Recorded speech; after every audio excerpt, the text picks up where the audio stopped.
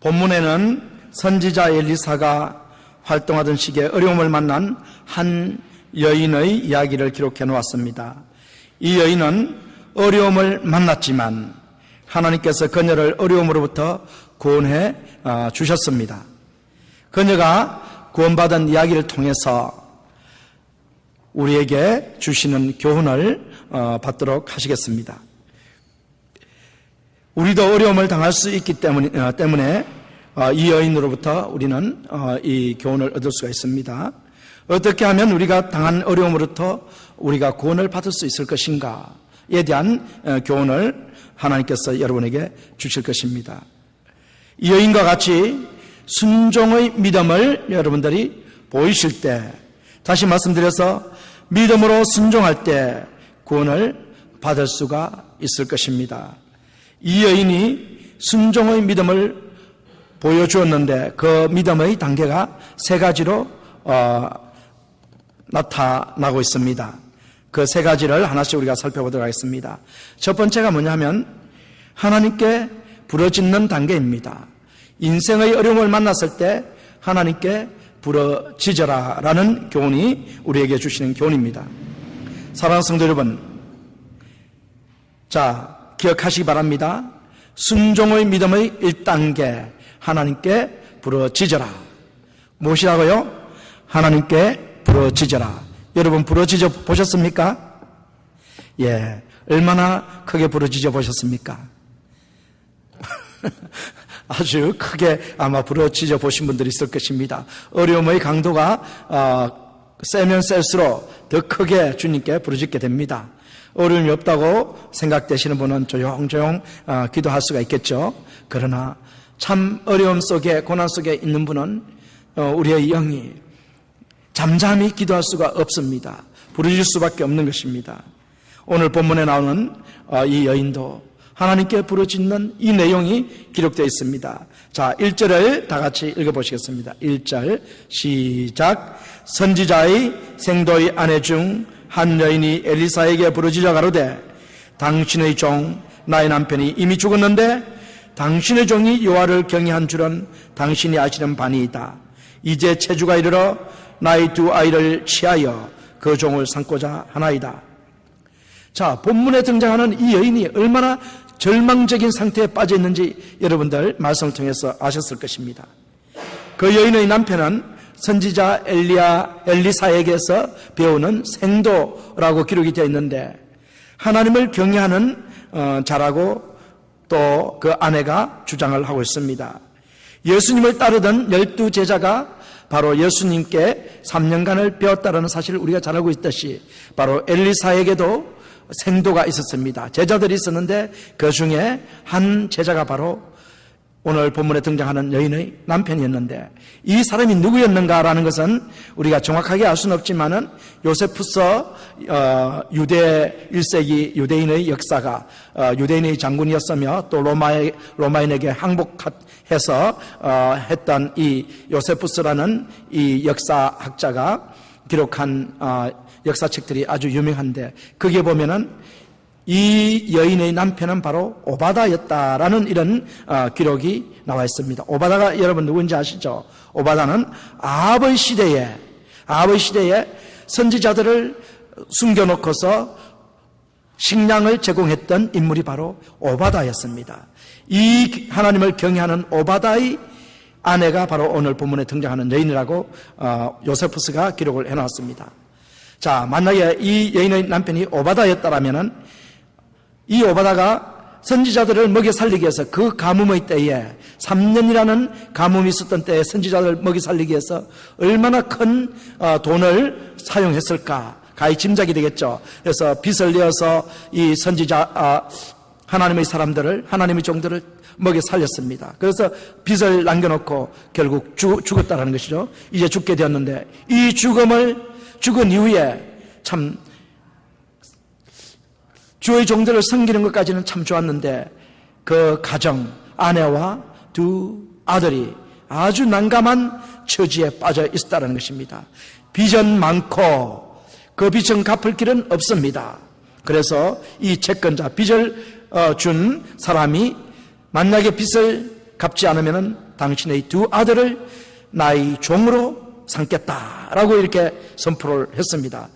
자, 얼마 안 있으면 사랑하는 두 아들이 종이 될 이 형편에 빠진 것입니다. 얼마나 난감한 지경입니까? 이런 난감한 지경에 이 엘리사의 생도의 아내 이 사람이 누구에게 찾아갔을까요? 오늘 본문에 보면은 엘리사에게 찾아갔다라는 것을 여러분들 알 수 있습니다. 형편은 조금씩 다르더라도 본문에 등장하는 여인과 같이 이 자리에 앉아 계신 분들 중에서도 어려움 속에 있으신 분들이 계실 것입니다. 자, 그런 분들은 오바다의 아내인 이 여인의 믿음, 순종의 믿음을 본받으시기를 바랍니다. 이 여인이 자신의 위기를 해결하기 위해서 하나님의 선지자인 엘리사를 찾아가서 그 엘리사에게 부르짖었습니다. 우리들도 하나님께 나아가 우리들의 문제를 가지고 부르짖어야 합니다. 이 여인이 선지자 엘리사에게 자신의 형편을 아뢰고 엘리사의 도움을 간청했듯이 하나님께 나아가 하나님의 도움을 구해야 하는 것입니다. 하나님께 부르짖어야 하는 것입니다. 사랑하는 성도 여러분, 그 여인은 채권자에게 호소해도 아무런 소용이 없다는 것을 잘 알았습니다. 또한 그 여인은 동네 사람들에게 자신의 형편을 호소해도 도움이 되지 않는다는 것을 잘 알았습니다. 그 여인이 찾아갈 곳은 오직 한 곳밖에 없었습니다. 생전에, 그녀의 남편 생전에 가보았던 하나님의 사람, 선지 엘리사에게 찾아가는 것이었습니다. 그래서 그녀는 엘리사에게 찾아가서 도움을 청했습니다. 그 여인이 선지자를 찾아간 것은 곧 하나님을 찾아간 것과 같습니다. 만나게 사랑하는 성도 여러분이 이처럼 다급한 상황을 맞아 어려운 가운데 계시다면 여러분들도 사람들을 의지하지 말고 하나님께 나와서 부르짖어야 하는 것입니다. 사랑하는 성도 여러분, 우리의 좋으신 하나님 아버지께서는 환난 중에 그를 찾는 사람들을 만나 주시겠다라고 약속을 하셨습니다. 우리 주 하나님 아버지는 환난 중에 있는 우리를 긍휼히 여기시는 분이십니다. 히브리서 4장 16절을 다 같이 읽어보시겠습니다. 그러므로 우리가 긍휼하심을 받고 때를 따라 돕는 은혜를 얻기 위하여 은혜의 보좌 앞에 담대히 나아갈 것이니라. 하나님의 긍휼하심을 받고 때를 따라 돕는 은혜를 얻기 위해서 우리는 누구 앞에 나가야 되겠습니까? 하나님의 은혜의 보좌, 하나님 앞에 나아가야 된다라고 히브리서 기자가 기록해 놓은 것입니다. 여러분, 혹시 어려운 가운데 계신 분 계십니까? 그러면 하나님의 은혜의 보좌 앞에 나와서 긍휼에 풍성하신 하나님의 긍휼을 입으시고 은혜 베풀기를 좋아하시는 하나님 아버지께 은혜를 받으시기 바랍니다. 하나님은 사랑의 아버지이십니다. 하나님은 긍휼의 하나님이십니다. 하나님은 우리를 도우시는 분이십니다. 우리의 하나님 아버지는 은혜의 아버지이십니다. 그러므로 사랑하는 성도 여러분, 어려운 가운데 있을 때 여러분은 긍휼히 여김을 받고 때를 따라 돕는 은혜를 얻기 위해서 은혜의 보좌 앞에 담대히 나가야 합니다. 로마서 8장 32절을 다 같이 읽어보시겠습니다. 저가 아들을 아끼지 아니하시고 우리 모든 사람을 위하여 내어주시니가 어찌 그 아들과 함께 모든 것을 우리에게 은사로 주지 아니하시겠느냐. 놀라운 축복의 말씀이죠. 하나님께서 우리에게 누구를 내어주셨습니까? 예수 그리스도, 사랑하는 독생자 예수 그리스도를 우리를 위해서 십자가에 내어주시고 죽이시고 3일 만에 살리셨습니다. 우리를 위해서 이 땅에 보내신 그 사랑하는 예수님마저도 아끼지 않고 우리를 위해서 내어주시는 분이 어찌 우리에게 필요한 모든 것을 은사로 주지 않으시겠느냐라고 주님께서 하신 말씀이 로마서 8장 32절의 말씀입니다. 여러분, 이 말씀을 믿으십니까? 믿으세요? 사랑하는 자녀들에게 그 자녀들이 필요한 모든 것을 은사로 주시겠다. 은사는 선물입니다. 선물은 우리가 잘한 것이 있어서 우리가 공로나 우리가 어떤 많은 것을 섬겼기 때문에 주시는 것이 은사가 아닙니다. 은사는 값없이 하나님께서 주시는 것이 바로 은사이며 선물인 것입니다. 이 은사를 하나님께서 우리에게 주시겠다라고 약속을 하신 말씀이 바로 로마서 8장 32절 말씀입니다. 시편 147편 11절 10절 11절 다 같이 읽어보겠습니다. 여호와는 말의 힘을 즐거워하지 아니하시며 사람의 다리도 기뻐 아니하시고 자기를 경외하는 자와 그 인자하심을 바라는 자를 기뻐하시는도다. 자, 무엇을 기뻐하지 않는다고요? 말의 힘도 기뻐하지 않는다. 말이 많아야 큰 군대가 되고 전쟁에서 승리할 수 있습니다. 말의 힘도 여호와는 기뻐하지 않으시고 또 뭐도 기뻐하지 않으신다고요? 사람의 다리도 기뻐하지 않으시다. 보병이 많아서 전쟁 때 많은 군사들이 나가서 싸우는 것 이것 가지고도 하나님은 기뻐하지 않으신다는 것입니다. 하나님은 말의 힘이나 아무리 기병이 많고 아무리 보병이 많다 할지라도 그것 때문에 기뻐하시는 것이 아니라 하나님이 기뻐하시는 것은 자기를 경외하는 자, 하나님을 경외하는 자, 하나님을 경외하기 때문에 기뻐하신다는 것입니다. 경외는 무엇입니까? 경외, 하나님을 존귀 여기며 하나님을 두려워하며 하나님을 섬기는 것, 하나님을 예배하는 것, 이게 바로 경외 아닙니까? 우리 모두는 하나님을 경외하는 자들입니다. 예수 그리스도를 믿지 않고서는 하나님을 경외할 수 없습니다. 우리는 모두 예수 그리스도를 우리의 구주로 영접하였으며 제사함을 받았으며 우리는 하나님의 아들 예수님을 우리 마음속에 모시고 사는 사람들입니다. 이런 분들이 바로 하나님을 경외하는 분들입니다. 이 하나님을 경외하는 자들에게 하나님은 기뻐하시고 그들에게 필요한 모든 것을 공급해 주신다라고 약속하신 내용의 말씀입니다. 여러분, 하나님 경외하십니까? 그러면 무엇을 믿어야 하시겠습니까? 하나님께서 모든 필요를 은사로 공급해 주시겠다라는 이 약속을 여러분 믿으시기 바랍니다. 시편 50편 15절에서 하나님께서 말씀하셨습니다. 환난 날에 나를 부르라. 내가 너를 건지리니 내가 나를 영화롭게 하리라. 환난 날에 울고 있으라고 했습니까? 어떻게 하라고 했습니까? 환난 날에 입을 둘러쓰고 잠자야 되겠습니까? 환난 날에 낙담해 있어야 되겠습니까? 아닙니다. 환난 날에 여호와께 나와서 하나님께 부르짖으라고 말씀하셨어요. 하나님께 부르짖으라. 그러면 어떻게 하신다고요? 내가 너를 도우리라. 내가 너를 도우리라. 얼마나 귀중한 말씀입니까? 하나님은 인격의 하나님이시기 때문에, 인격을 가지고 계시기 때문에 인격 대 만나기를 원합니다. 우리도 인격을 가지고 있지 않습니까? 우리가 인격자로서 하나님께 나아가서 우리의 필요를 하나님께 아뢰할 때 하나님께서는 인격을 가지신 분으로서 우리를 긍휼히 여겨주시고 우리의 필요를 모두 공급해 주시는 것입니다. 환난 날에 나를 부르라. 내가 너를 건지리니 내가 나를 영화롭게 하리라.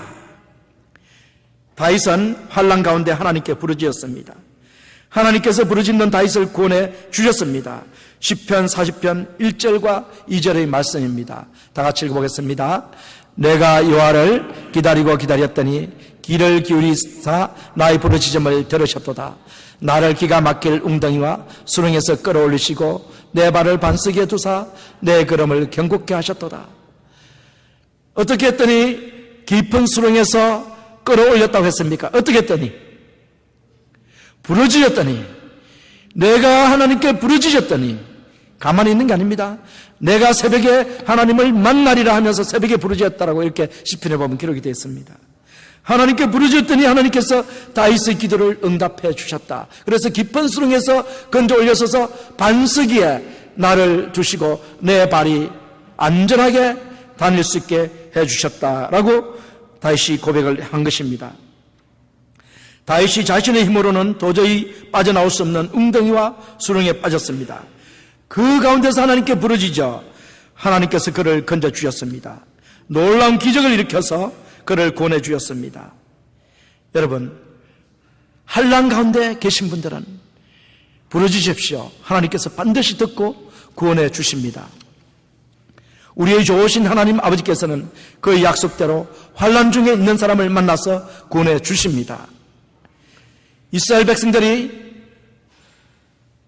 광야로 출애굽하는 첫날 밤에 광야로 나가기 전에 하나님께서 어디로 인도하셨냐 하면은 홍해 바닷가로 인도하셨습니다. 그리고 그 뒤에는 애굽의 군대가 뒤따라 오도록 추격해 오도록 하셨습니다. 바로의 마음을 강박해 하셨죠. 이와 같이 앞에는 홍해 바다요, 뒤에는 바로의 군대가 따라오고 있었습니다.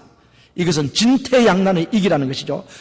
앞으로도 나갈 수 없고 뒤로도 나갈 수 없는 이런 진퇴양난의 이기를 이스라엘 백성들이 맞았습니다.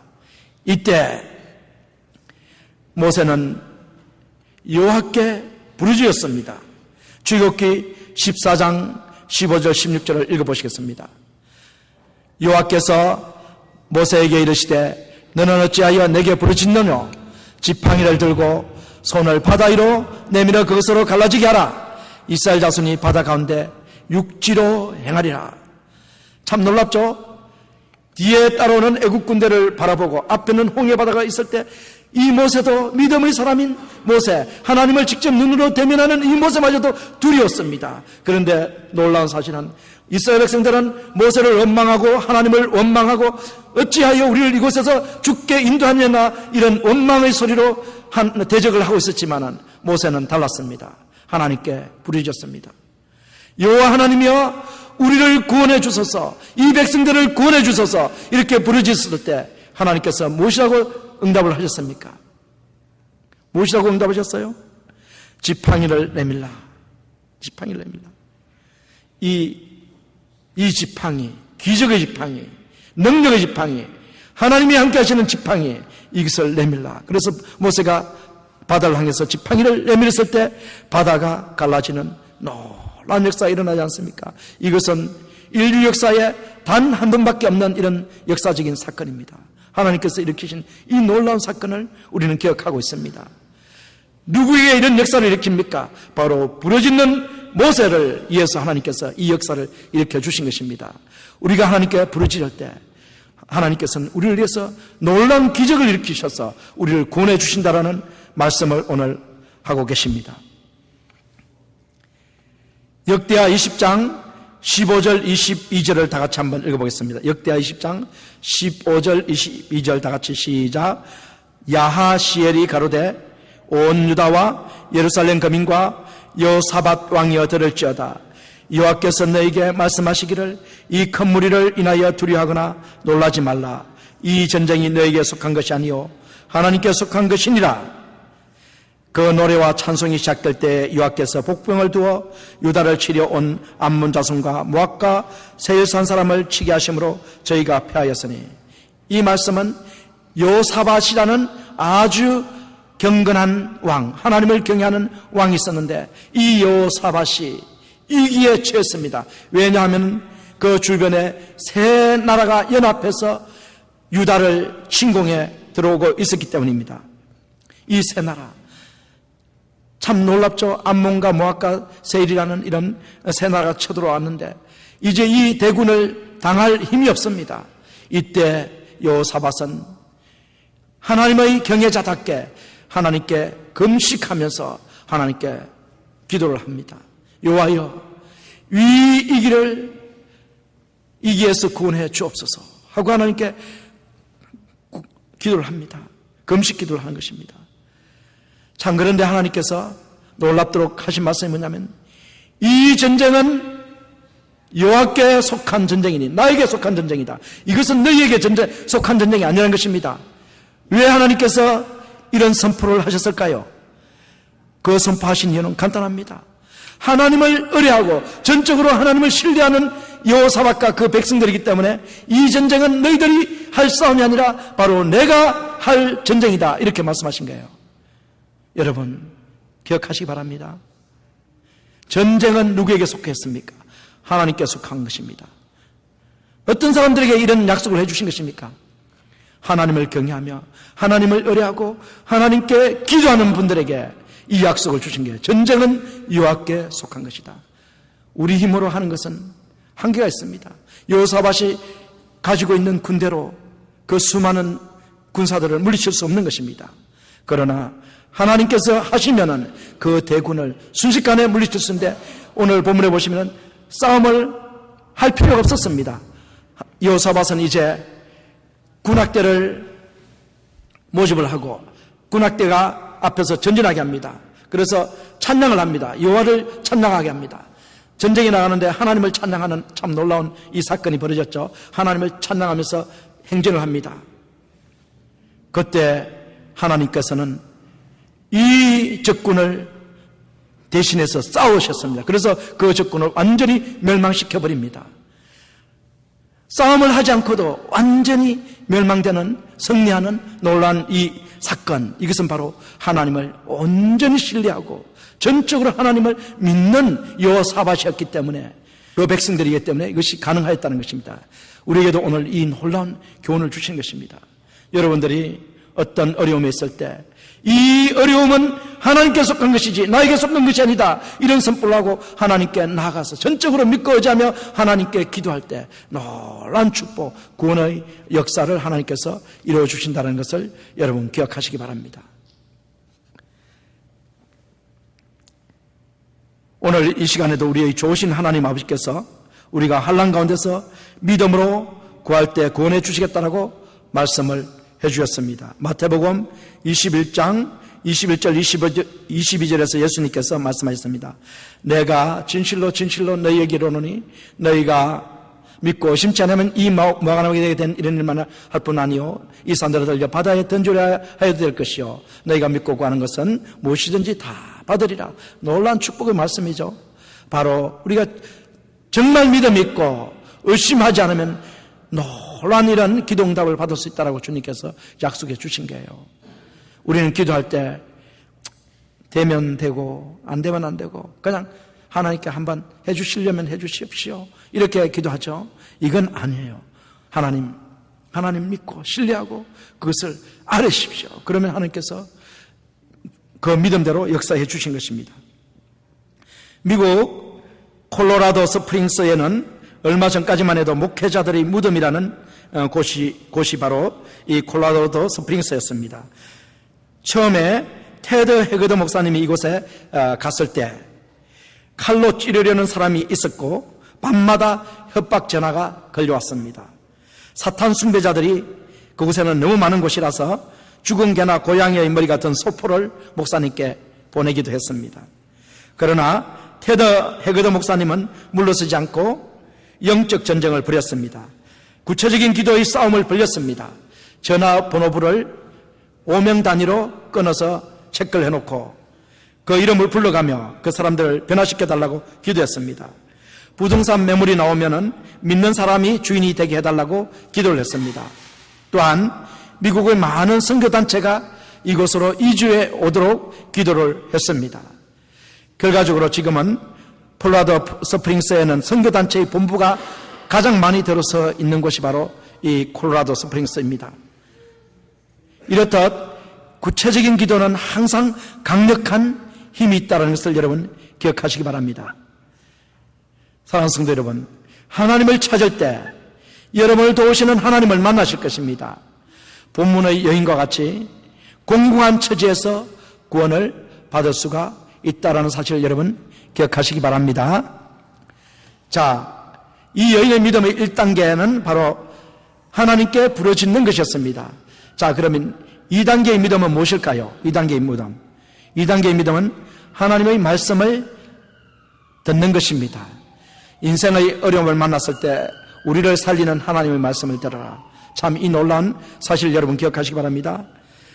우리를 살리는 인생의 말씀. 환난을 만났을 때 하나님께 기도해야 합니다. 또한 환난 가운데 해야 할 일은 하나님의 말씀을 듣는 것입니다. 기도 가운데 하나님의 말씀을 들어야 합니다. 환난 때 세상 사람들의 말을 듣지 말아야 합니다. 그것은 죽이는 말이기 때문입니다. 환난 때 하나님의 말씀을 들어야 합니다. 하나님의 말씀만이 우리를 살린다라는 것을 여러분 기억하시기 바랍니다. 오늘 본문 속에서도 엘리야의 성도의 아내였던 여인이 엘리사를 만나 자신의 어려움을 엘리사에게 말했을 때 엘리사가 이 여인에게 말씀을 주십니다. 살리는 말씀을 주십니다. 자, 엘리사가 이 여인에게 묻습니다. 이 여인이 엘리사에게 자신의 어려운 상황을 아뢰었을 때 이제 드디어 엘리사가 말을 하는데 네가 가진 것이 무엇인가? 라고 물어봅니다. 그랬더니 이 여인이 대답합니다. 내가 가진 것은 기름 한 병의 기름밖에 없다. 조그만 병에 기름밖에 없다라고 대답을 했습니다. 이때 엘리사는 그녀에게 그녀와 두 아이를 살리는 말씀을 했습니다. 열왕기하 4장 3절 4절입니다. 다 같이 읽어보겠습니다. 다 같이 시작. 가로되 너는 밖에 나가서 모든 이웃에게 그릇을 빌다. 빈 그릇을 빌되 조금 빌지 말고 너는 두 아들과 함께 들어가서 문을 닫고 그 모든 그릇에 기름을 부어서 자는 대로 옮겨 놔라 라고 말씀했어요. 동네에 나가서 모든 그릇을 빌려와서 은밀한 중에 그것들에 기름을 붓고 차는 대로 옮겨 놓으라는 말씀이었습니다. 빈 그릇들을 많이 모으면 그 그릇들에 기름을 채워주시겠다라는 것이 하나님의 약속입니다. 이 말씀은 살리는 말씀입니다. 구원의 말씀입니다. 왜냐하면 그 당시에 기름은 매우 값진 것이었습니다. 그러므로 많은 것에 기름을 채우게 되면 이것을 팔게 되면 큰 돈을 벌 수가 있는 것입니다. 그래서 빚도 갚을 수 있고 또 생계비, 생활비도 마련할 수가 있는 돈이 되는 것입니다. 이 여인은 살리는 말씀을 들었습니다. 마찬가지로 우리도 어려움을 만났을 때 살리는 말씀을 들어야 됩니다. 살리는 말씀은 바로 하나님의 말씀입니다. 죽은 나사로에게 예수님께서 살리는 말씀, 나사로야 나오라 라고 말씀하셨습니다. 베드로가 밤새도록 그물을 던졌지만 고기를 잡지 못했을 때 주님께서 배 오른편에 그물을 던져라 라고 살리는 말씀을 하셨습니다. 해당장 야이로의 딸이 죽었을 때 예수님께서 살리시는 말씀, 두려워 말고 믿기만 하라 라고 말씀을 하셨습니다. 마른 뼈들에게 하나님께서 살리는 말씀, 내가 생기로 너에게 들어가게 하리라 라고 말씀을 하셨습니다. 백부장이 자신의 하인의 중풍병을 고쳐달라고 예수님께 말씀하셨을 때 예수님께서 내 믿은 대로 될지어다 라고 말씀을 하셨습니다. 선지자 예레미야가 시드기야의 왕궁 시제들에 갇혔을 때 하나님께서 그에게 살리시는 말씀을 주셨습니다. 한번 읽어보겠습니다. 예레미야 33장 3절 다 같이 읽어보겠습니다. 너는 내게 부르짖으라. 내가 내게 응답하겠고 내가 알지 못하는 크고 비밀한 일을 내게 보이리라. 왕궁 시대 왕이 죄인들을 가두는 그 감옥에 예레미야가 갇혀있지만 하나님께서 그에게 살리는 말씀을 주셨습니다. 너는 내게 부르짖으라. 그러면 내가 알지 못하는 크고 놀라운 비밀한 일을 내게 보여주겠다라고 말씀을 해주셨습니다. 선지자 이사야는 그 백성들이 바벨로니아 군대에서 완전히 멸망을 당할 것이라는 예언을 하나님께로부터 들었습니다. 그렇지만 하나님께서 또 이사야에게 살리는 말씀을 주셨습니다. 그 말씀을 우리가 한번 읽어보겠습니다. 이사야 41장 10절입니다. 두려워 말라. 내가 너와 함께 함이니라.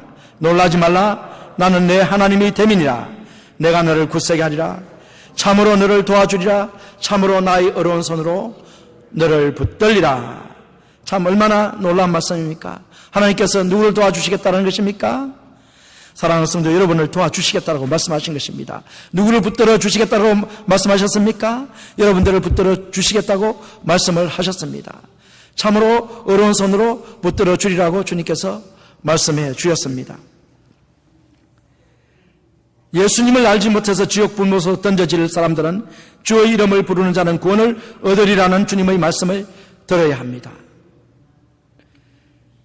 성전 미문의 안전뱅이가 들어야 할 말씀은 은과 금은 내게 없으나 내게 있는 것으로 내게 주노니 곧 나사렛 예수 이름으로 일어나 걸으라는 말씀을 들어야 합니다. 그 말씀을 듣자 그는 일어나 뛰기도 하고 걷기도 하고 주님을 찬양했습니다. 사랑하는 성도 여러분, 기억하시기 바랍니다. 우리는 하나님의 말씀, 살리시는 하나님의 말씀을 들어야 하는 것입니다. 몇 년 전 브리티시 위클리지는 편집자에게 보낸 다음과 같은 편지를 게재했습니다. 목사님들은 설교에 상당히 큰 비중을 두고 설교에 너무 많은 시간을 보내는 것 같습니다.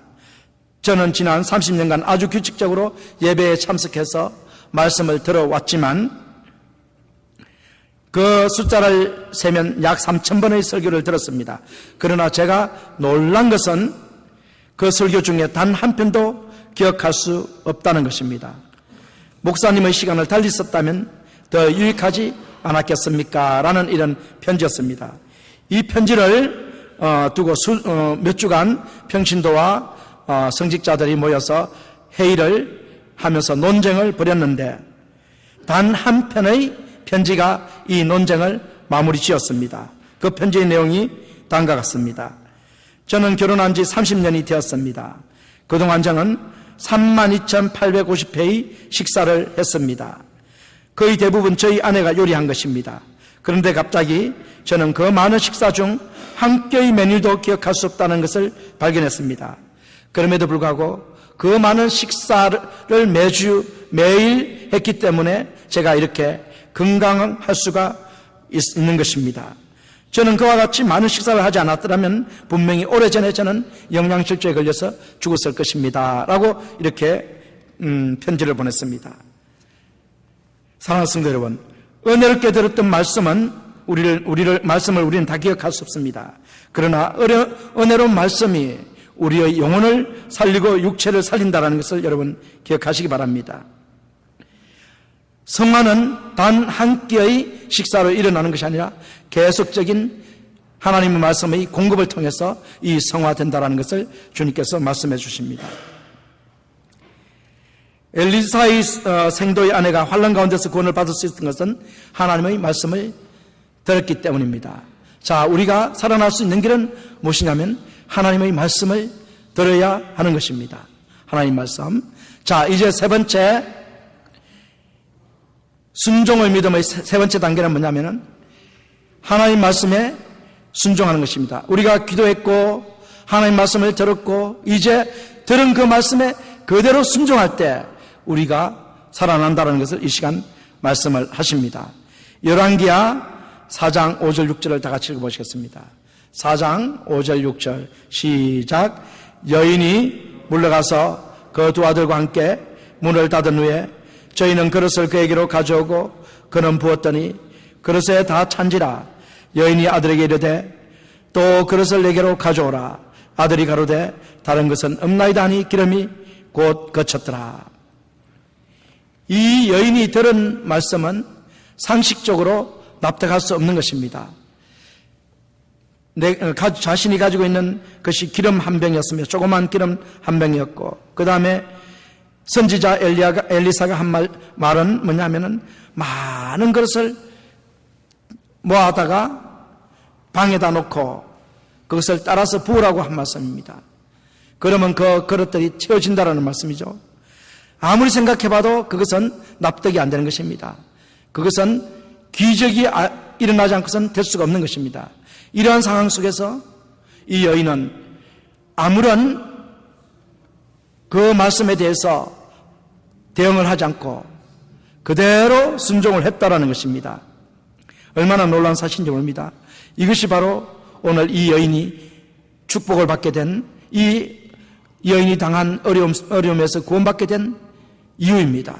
바로 순종입니다. 우리가 하나님께서 주신 말씀이 있을 때 그 말씀을 그대로 순종하게 되면 하나님께서는 반드시 순종의 복을 주신다는 것입니다. 어려움 속에서 구원을 해 주신다는 것을 주님께서 이 시간 말씀을 하시고 있는 것입니다. 이 순종의 믿음은, 순종의 복은 성경에 수많은 사람들이 간증을 해놓았습니다. 우리가 잘 알고 있는 엘리야가 사렙다 가부 집에서 3년 6개월 3년간 거처하고 있었는데 그때 이 밀가루통에 바닥에만 조금 있었던 밀가루 그리고 기름병에 조금 기름이 들어있는 이 두 가지를 가지고 이 밀가루 조금과 기름 조금을 가지고 3년이라는 세월을 그 가부와 그 아들과 엘리야가 먹고 살 수 있도록 하나님께서 계속해서 밀가루를 만들어 주셨고 기름을 만들어 주셨는데 이것은 바로 그 가부가 하나님의 말씀인 엘리사를 통해서 선포된 하나님의 말씀, 나를 위해서 그 남은 밀가루와 그 기름을 가지고 떡을 만들어 나에게 가져와라. 내가 먹은 다음에 너희들이 먹으라. 이렇게 한 말씀에 그대로 순종을 했습니다. 그 순종한 결과 이 밀가루통이 바닥이 마르지 않고 기름병도 바닥이 마르지 않는 놀라운 축복이 있었던 것을 우리가 잘 알 수 있습니다. 바로 순종을 통해서 이와 같은 놀라운 역사가 일어난다는 것입니다. 요한복음 9장 6절 7절에 기록되었듯이 예수님께서 나면서부터 맹인된 사람에게 진흙을 침으로 이겨 그의 눈에 바르고 실로암에 가서 씻으라고 말씀을 하셨습니다. 그때 이 맹인된 사람이 소경이 실로암에 가서 눈을 씻었을 때 이 눈이 떠졌습니다. 바로 순종을 통해서 이와 같이 눈이 떠지는 놀라운 축복을 받았다라는 사실을 여러분 기억하시기 바랍니다. 어떤 처녀가 시집을 갔습니다. 친정과 시댁이 모두 다 크리스찬 집안이었는데 친정 식구들은 모두 열심입니다. 아주 열심히 신앙생활을 하는 사람이고 시댁 식구들은 보면은 그렇게 열심은 없는 것 같았습니다. 그런데 축복, 잘 되는 것은 어느 집이냐 하면은 친정이 아니라 열심인 친정이 아니라 그저 보통 하는 것 같은데 그 집이 더 축복을 많이 받았습니다. 그래서 이 세댁이 궁금했어요. 어떻게 해서 우리 집은 우리 아버지 어머니와 비롯해서 모든 식구가 열심히 신앙생활하는데 이 시댁보다 축복을 덜 받을까? 그래서 궁금해서 목사님에게 가서 질문했습니다. 목사님, 도대체 나는 이 이유를 알 수가 없습니다. 우리 친정집은 열심히 신앙생활을 하고 있고 우리 시댁은 그렇게 열심히 신앙생활을 하고 있지 않은데 어찌해서 우리 시댁은 복을 받고 우리 친정집은 복을 덜 받는 것 같아요. 그 이유가 도대체 무엇입니까? 그랬더니 목사님이 가만히 기도를 해보시다니 하시는 말씀이 자매님, 그 이유는 분명히 있습니다. 시댁 식구와 친정 식구의 차이가 무엇이냐면 시댁 식구들은 하나님 말씀이 이렇다 하면은 그것을 즉각 시행하는 사람들입니다. 하나님 말씀이 하지 말라고 하면 즉각 그것을 안 하는 사람들이 시댁 사람들입니다. 그러나 친정은 아마 좀 다를 것입니다. 라고 이렇게 대답을 해 주셨습니다. 그래서 이 세대가 가만히 생각을 해보니까, 가만히 살펴보니까 진짜 이 시댁 사람들은 하나님 말씀에 대해서 즉각 순종을 하고 있지만, 눈에 띄게 신앙생활을 하지 않지만 즉각 순종하는 이런 모습을 볼 수가 있었습니다. 그렇구나. 이 순종이야말로 하나님께서 우리에게 복을 주시는 길이구나라는 것을 이 세대가 알게 되었다는 것입니다.